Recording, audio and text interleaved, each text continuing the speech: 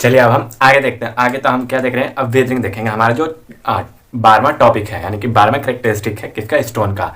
इससे पहले हम लोग मतलब 8 से 10, 8, 9, 10, 11 देख चुके थे, जिसमें हमने जाना कि स्टोन किस प्रकार टफ रहता है, स्टोन में कॉस्ट के कौन कौन से मतलब कौन कौन सा कंसिडर किया जाता है, फिर स्टोन का जो भी होता है मतलब ड्यूरेबिलिटी, वो हमने पहले देखा था।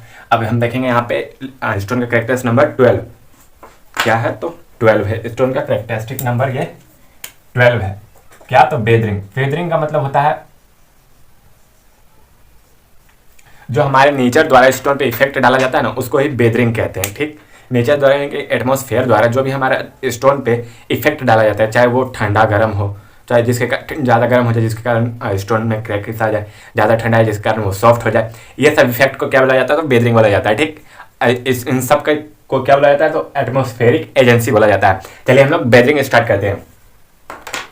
क्या, तो एक good building stone should be possess, मतलब वो पोजेस यानी कि वो उसके पास उतना क्षमता होना चाहिए कि बेटर बेदरिंग क्वांटिटी, वो बेदरिंग उसके पास अच्छा बेदरिंग क्वांटिटी होना चाहिए। पोजेस मतलब होता है रखना, उसके पास अच्छा बेदरिंग क्वांटिटी होना चाहिए। ठीक, it should be capable with standing adverse effect. With standing मतलब कैपेबल, उसके पास उतना क्षमता होना चाहिए कि वो खड़ा रह सके। एडवर्स इफेक्ट यानी कि जो भी बुरा प्रभाव पड़ता है किस पे, वेरियस एटमॉस्फेरिक एजेंसी, जो भी अलग अलग प्रकार की एटमॉस्फेरिक एजेंसी है उनसे जो बुरा प्रभाव पड़ता है उसके साथ वो खड़ा रह सके, इतनी उसमें क्षमता होनी चाहिए। किसमें, तो स्टोन में। जैसे कि रेन, सन, फॉरेस्ट यानी कि बर्फबारी, विंड यानी कि हवा, इन सब के इफेक्ट से, इन सब का जो भी एडवर्स इफेक्ट यानी कि बुरा इफेक्ट पड़ेगा उसके साथ स्टोन खड़ा रहना चाहिए, उतना उसमें क्षमता रहना चाहिए, कैपेबल होना चाहिए। The stone having excellent weathering qualities, जिसके पास एक्सीलेंट मतलब बहुत अच्छा बेदरिंग क्वालिटीज हो, यानी कि बेदरिंग का इफेक्ट एकदम नाम मात्र मतलब ना के बराबर हो, वो वैसा स्टोन को हम इसमें प्रीफर करते हैं। Only used in building construction. Building construction में वैसे स्टोन का हम प्रयोग करते हैं। देखिए, इफेक्ट जितना कम रहेगा वो उतना ड्यूरेबल रहेगा, जितना वो ड्यूरेबल रहेगा उतना हमको उससे मतलब फायदा होगा, वो उतना ज़्यादा लंबे समय तक चलेगा। जितना लंबे समय तक चलेगा हमको पैसा उतना कम लगेगा, एक बार पैसा ही लगेगा, बार बार तो पैसा नहीं लगेगा। तो वही है कि उसका वो जो ड्यूरेबिलिटी है, उसका जो इफेक्ट है वेदरिंग के प्रति, वेदरिंग रेजिस्टेंस उसमें जो भी रहेगा वो एकदम एक्सीलेंट लेवल पे रहना चाहिए, ताकि हमको अच्छा से अच्छा उसका इफेक्ट मिल सके, उसका मतलब उसका अच्छा से अच्छा हमको क्वांटिटी रिवील हो सके, जितना हम पैसा लगाएं वो हम उतना वसूल सकें। ठीक, the best way to know resistance power. Resistance power को जानने के लिए, मतलब पत्थर का जो रेजिस्टेंस पावर है बेदरिंग का, उसका जानने के लिए हम लोग क्या है, तो द एक्शन ऑफ वेदर का जो एक्शन है स्टडी टू परफॉर्म, स्टडी करना चाहिए उसके परफॉर्मेंस को, ऑफ बिल्डिंग कंस्ट्रक्टेड, मतलब कि जो भी बिल्डिंग उस स्टोन से, जो स्टोन हमने चूज किया कि हम इसको बिल्डिंग में यूज करेंगे अपने, ठीक, उस स्टोन का जो भी दूसरा बिल्डिंग पहले बन चुका है उस स्टोन से, उस स्टोन पे, उस लोकेलिटी मतलब उस जगह पे क्या क्या इफेक्ट पड़ा है, वो कितना रेजिस्टेंस झेल पा रहा है, उन सब चीज़ों की स्टडी करके हम पता लगा सकते हैं कि कोई भी बिल्डिंग स्टोन किसी भी लोकेलिटी में कितना अच्छा रह सकता है, कितना अच्छा नहीं रह सकता है।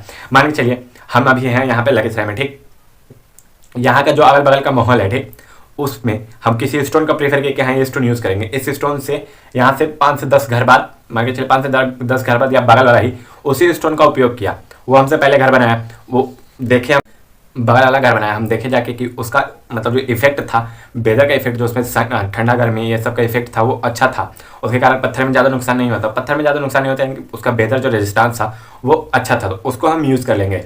और जो अच्छा नहीं रहा तो हम किसी और पत्थर पे शिफ्ट होंगे, उसका भी देखेंगे लोकेलिटी में अच्छा, अगर जो लोकेलिटी में कोई घर बना हुआ रहेगा वहाँ जाकर उसको चेक करेंगे, वो अच्छा रहा तो उसको यूज़ करेंगे। देखिए, इस पर भी कॉस्ट निर्भर करता है, पत्थर का निर्भर इस प्रकार करता है, क्योंकि देखिए जो पहले हम सिलेक्ट किए तो वो सस्ता था, लेकिन उसका रेजिस्टेंस जो था वो बहुत बेकार था, लेकिन उसके बाद जो सिलेक्ट किया थोड़ा सा महंगा पड़ा हमको, रेजिस्टेंस अच्छा था, तो कॉस्ट जो लगने वाला था हमको उससे थोड़ा सा तो बढ़ गया, तो उस पर भी कॉस्ट हमारा डिपेंड करता है, किस पे, तो बेदरिंग एजेंसी पे भी डिपेंड करता है। उसका देखिए हमारे क्या, तो एटमॉस्फेरिक एजेंसी आर फ्लोइंग, मतलब निम्नलिखित प्रकार के एटमॉस्फेरिक एजेंसी है हमारे पास। पहला है क्या, तो ड्राइनेस यानी कि सूखा हुआ क्षेत्र, जैसे कि रेगिस्तान मान के चलिए, रेगिस्तान में कोई पत्थर है वो ड्राइनेस में रहा है, यानी कि उसके अंदर का जो भी मॉइस्चर रहेगा, यानी कि क्वेर सेप जो हम कल पढ़ रहे थे सीलिंग में, वो निकल चुका होगा पूरा, वो बहुत ज़्यादा हार्ड हो चुका होगा, उसका हम यूज़ करना चाहें, उसको हम तोड़ना चाहें, ठीक, तोड़ना चाहेंगे मतलब अपने बिल्डिंग में यूज़ करने के लिए स्टोन को हम प्रॉपर शेप देंगे ना, उसके लिए तोड़ना चाहेंगे, क्या पता वो टूटे ही नहीं, टूटे तो अलग बहुत अलग अलग तरीके से टूट जाए, वहाँ पे वो बर्बाद हो जाएगा हमारा। ज़्यादा ड्राइनेस हो जाएगा तो वहाँ क्रैक पड़ने लगेगा, अपने आप ही पहाड़ में क्रैक पड़ेगा, वो अपने आप ही टूटने लगेगा। फिर वेटनेस, वेटनेस यानी कि जैसे कि देखिए हमारे मेघालय राज्य में मोसिनराम में जहाँ या चेरापूंजी जहाँ पे बारिश सबसे ज़्यादा होता है, वहाँ पे जितने भी पहाड़ होंगे वो देखिए ज़्यादा से ज़्यादा वाटर को एब्जॉर्व किए हुए होंगे। वाटर को एब्जॉर्व करेंगे यानी क्वायर शेप उसमें ज़्यादा से ज़्यादा आ जाएगा। क्वायर शेप आ जाएगा तो उसमें जो होगा उनका वॉल्यूम बढ़ जाएगा। वॉल्यूम बढ़ जाएगा तो यानी कि उनके अंदर का जो स्पेस रहता है उन दो मॉलिक्यूल के बीच के, वो बढ़ जाएगा।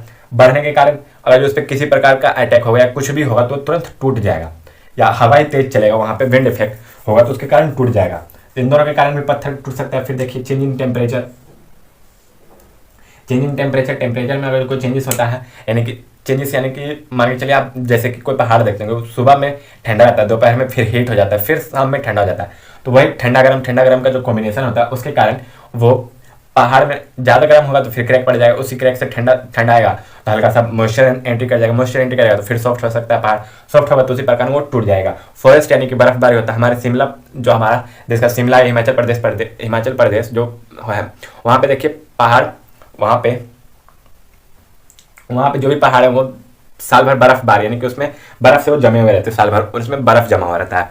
ठीक, तो उन बर्फ के कारण वो मॉइस्चर कंटेंट करता है। कंटेंट करने के बाद मेनली आप जानते हैं कंटेंट करेगा तो सॉफ्ट हो जाएगा, सॉफ्ट होगा तो कुछ भी होगा तो टूट जाएगा। वो टूटता है तभी ना हम वहाँ पे बर्फबारी में हम सुनते हैं कि वहाँ हिमस्खलन आ गया या बद्रीनाथ में हिमस्खलन आ गया, तो वही टूटने के कारण आता है। Dissolve gas in rain water, बारिश के पानी में गैसेस, हमारे पता है बारिश के पानी में हमको कि गैस घुले हुए रहता है। उन गैसेस का जो केमिकल कंपोजिशन होता है वो हमारे पहाड़ के जो केमिकल कंपोजिशन है उनसे मिलकर बहुत मतलब बेकार इफेक्ट डालता है। बेकार इफेक्ट इसलिए डालता है क्योंकि उसका केमिकल कंपोजिशन ही चेंज कर देता है, जिसके कारण जो रेजिस्टेंस था, बेरिंग के प्रति रेजिस्टेंस था, वो क्या पता कम हो जाए।